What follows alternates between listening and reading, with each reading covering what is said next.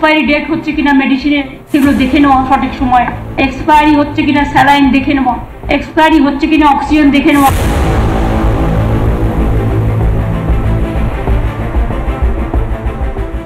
সব সাজেশন মেনে নিয়ে এটা করা হয়েছে। এই 12 জনকে সাসপেন্ড করে দেওয়া হলো along with pending investigation by the CID।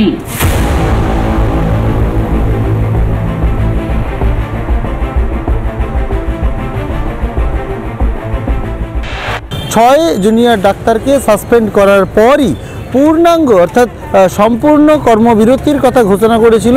বৃহস্পতিবার রাত 11:30 থেকে দ্বিতীয় দফায় বৈঠকে বসেন তারা। বেশ কিছু বিভাগকে কিন্তু এই কর্মবিরতির আওতার বাইরে রাখা হবে।